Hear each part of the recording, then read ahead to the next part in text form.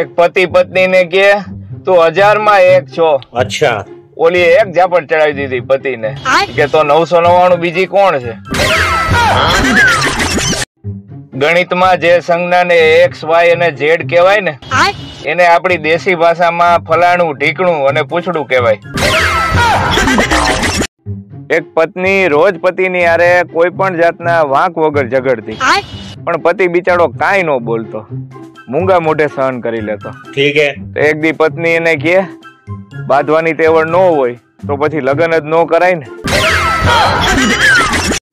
શિક્ષકે પેપર તપાસતા એક વિદ્યાર્થીને બોલાવીને પૂછ્યું કે ભાઈ તારા ને તારા મિત્રના જવાબ કેમ સરખા છે?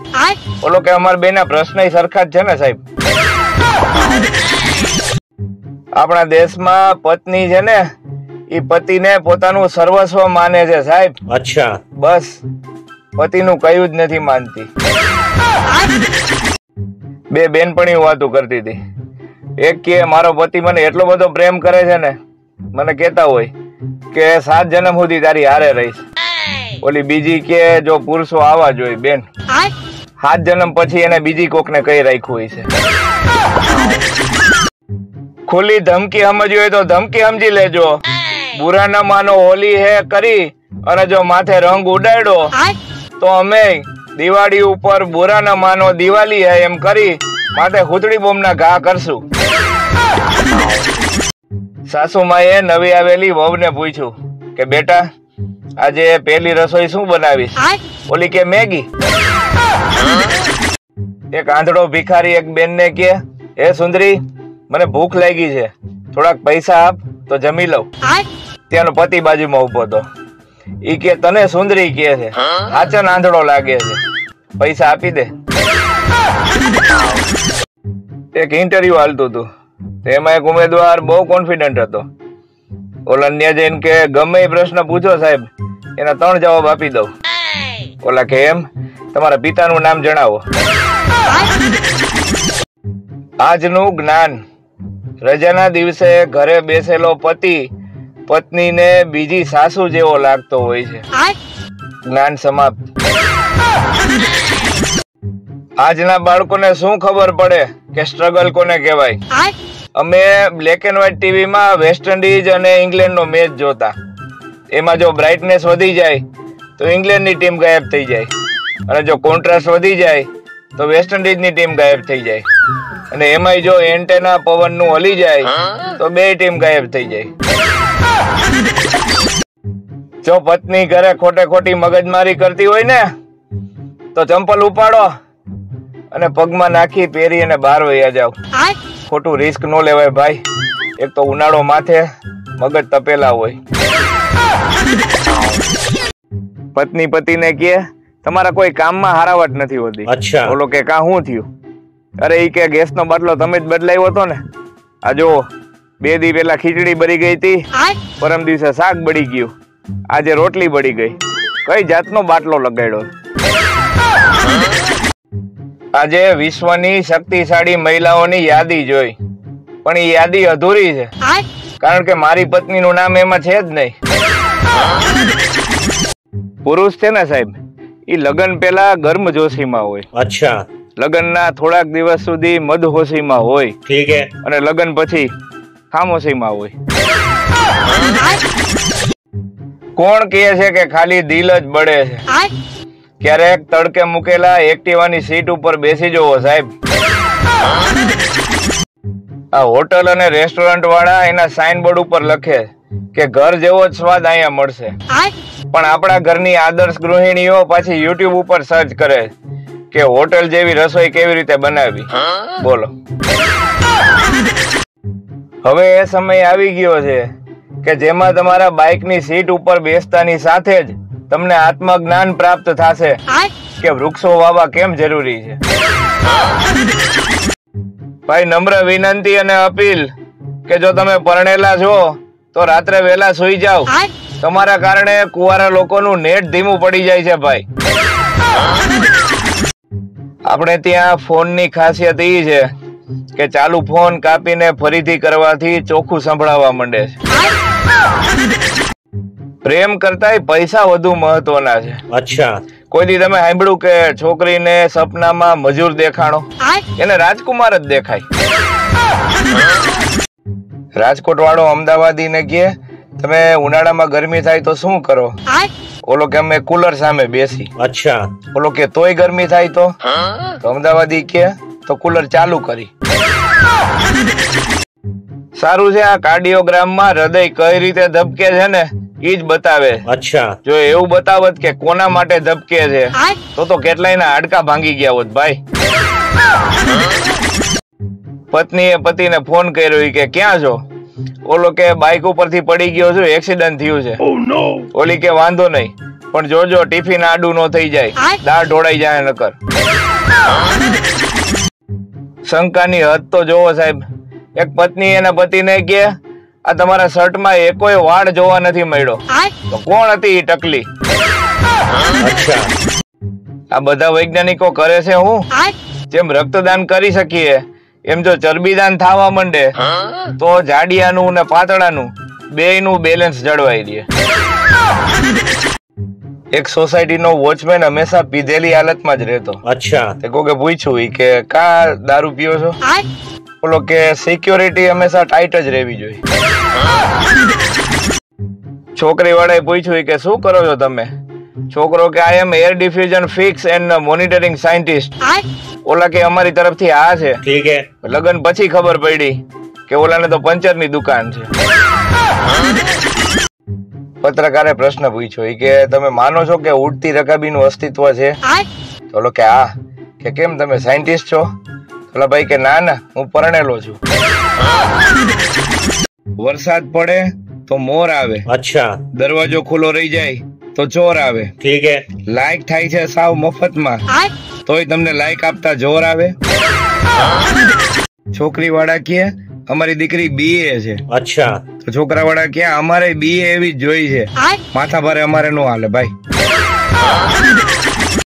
જયારે તમે છોકરી જોવા જાવ ને ત્યારે રસોઈ શું બનાવતા આવડે છે એવું પૂછવાને બદલે તું ઘરની રસોઈ જ ખાસ ને કે હોટલની દીકરી થાસ એમ પૂછવું જોઈએ.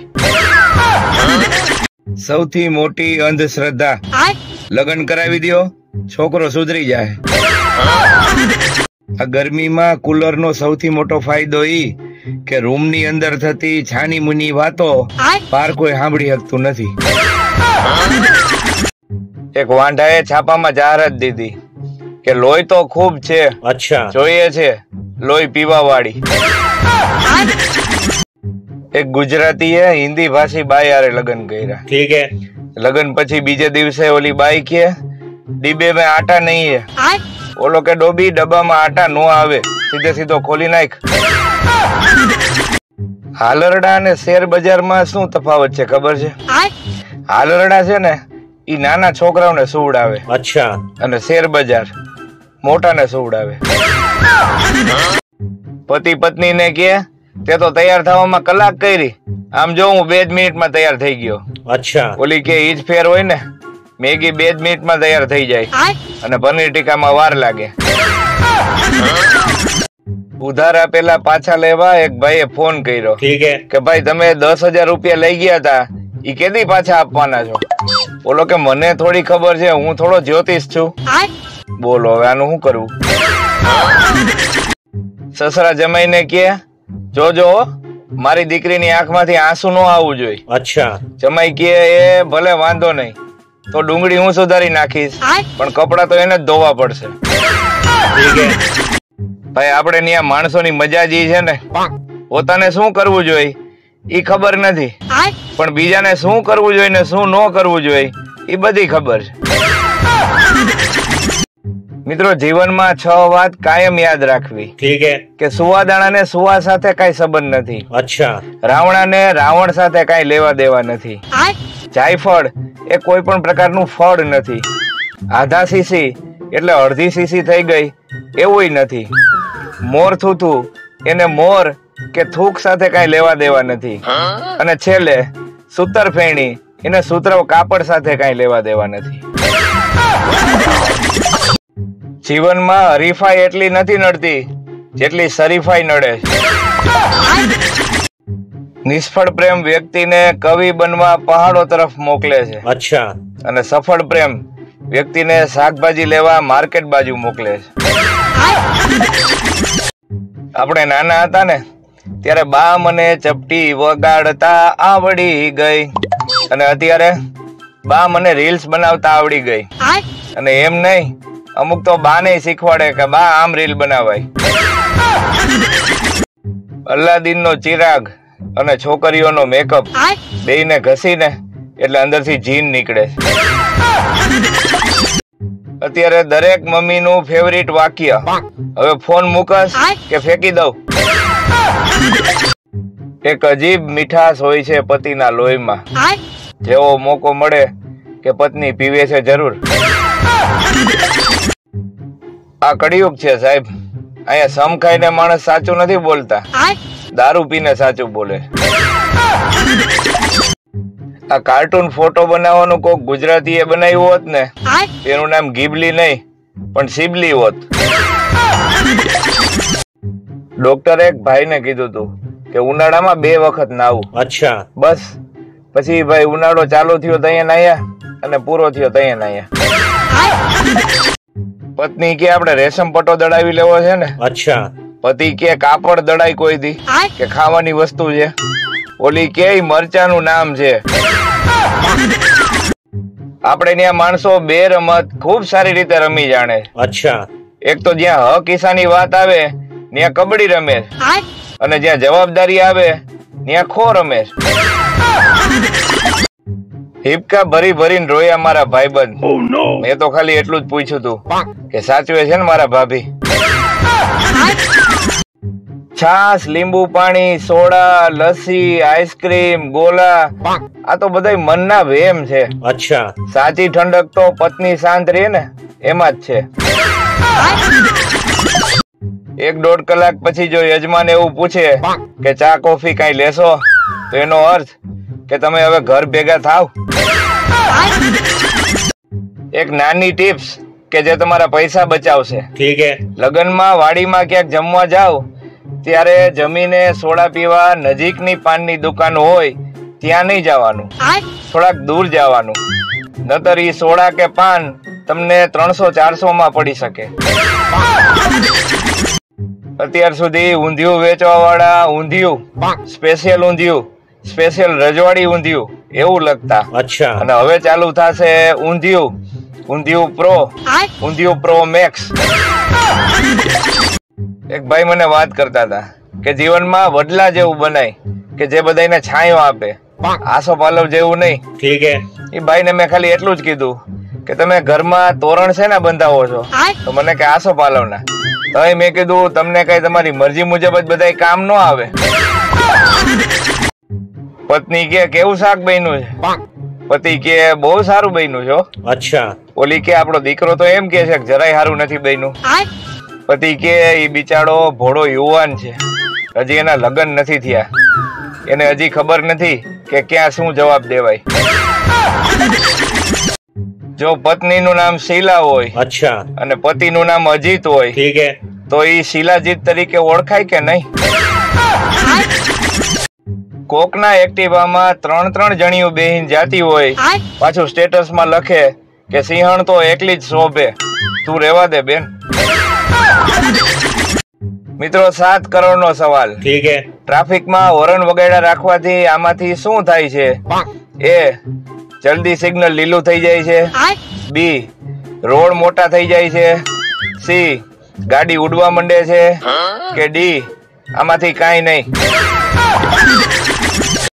જન્મ પછી ગાયની આંખો તરત જ ખુલી જાય છે. બકરીની 2 કલાક પછી ખુલે છે. ઠીક હે. બિલાડીની 7 દિવસ પછી ખુલે છે. અચ્છા. અને માણસની લગન પછી ખુલે છે. 200 રૂપિયાની નોટ ખાસ કરીને જમાઈઓ માટે બનાવવામાં આવેલી છે, કારણ કે 100 ની નોટ સારી નો લાગે. અચ્છા. અને 500 ની નોટ વધારે થઈ જાય. પરણેલા અને કુંવારામાં શું ફરક છે સાહેબ, ખબર છે? કુંવારા ડેરી મિલ્ક લેવા જાય. અચ્છા. અને પરણેલા ડેરીએ મિલ્ક લેવા જાય. એક જાહેર સૂચના, કોઈ છોકરીની ફ્રેન્ડ રિક્વેસ્ટ આવે તો એને ખાલી ફ્રેન્ડ રિક્વેસ્ટ તરીકે જ જોવી. અચ્છા. રૂપિયો નાળિયેર તરીકે નહીં. જયલાએ ગામડે ફોન કરીને માજીને સમાચાર આપ્યા કે વહુને ટાઇફોઇડ આવ્યો. માજી તો બહુ રાજી થયા કે હારું હારું. લગ્ન ને 8 વર્ષ થયા હતા, બિચારીને હજી કાંઈ નહોતું. કીડીને કીડિયારું આપો, કૂતરાને રોટલા ને બિસ્કિટ નાખો, ગાય માતાને લીલું નાખો, માછલીને ખવડાવો. આ બધું તો કરવું જ જોઈએ, પણ સાથે સાથે કોક પરણેલા પુરુષને ક્યારેક હસાવજો સાહેબ. ઈ પણ એક પુણ્યનું કામ છે.